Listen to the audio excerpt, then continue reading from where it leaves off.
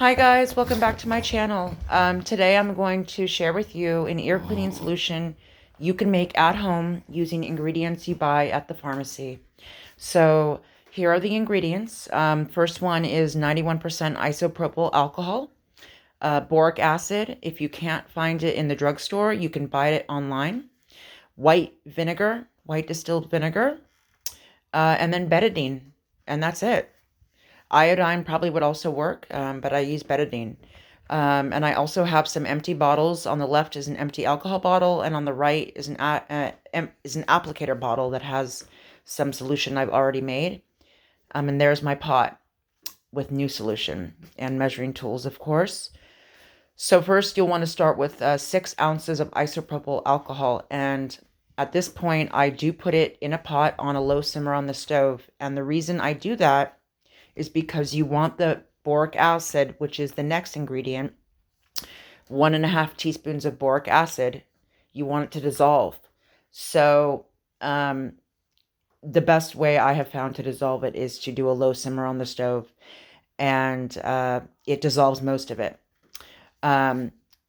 You will see that it dissolves, but when you put it in the final empty plastic container later, you'll notice some boric acid does settle at the bottom. And I just shake that up before I apply it in the dog's ear.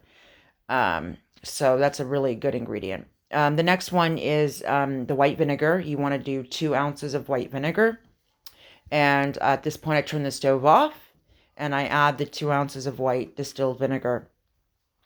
And continue to stir the solution, and then finally, last ingredient is 1 teaspoon of betadine.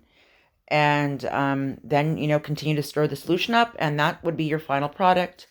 And as you can see, it looks just like a clear solution. And let it cool before you pour it into your applicator bottle.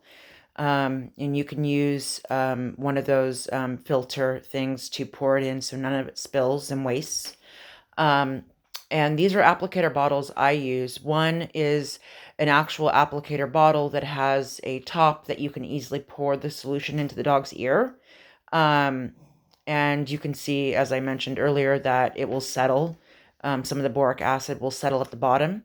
And I just shake it up using a cotton swab. I apply it to the top of the applicator bottle where my finger was, and I shake it up vigorously, and then I squeeze it onto the cotton swab.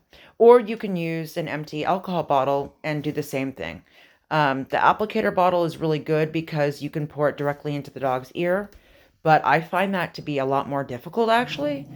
So I like to take the cotton swab and pour the solution directly onto it, and I really saturate it so the cotton swab is, completely moist. Right here, I just have a clean cotton swab, but I'm showing you what I do. I lift the dog's ear up and I squeeze it into the ear canal, right? And the dogs are much more inclined to let you do that over pouring the solution directly from the bottle into their ear. And then after I squeeze it in, I put the ear back down and I rub it into the ear, right? And at this point, the dog will normally shake their head. That's why I rub it for probably like 30 seconds in each ear, and it really does work wonders. I'm telling you, if you do this for active infections, I would do it every day. But just for maintenance, to keep their ears clean once a week. Sometimes I skip a week. The solution is so beneficial, I cannot even tell you. And then afterwards, you give your doggy some loving.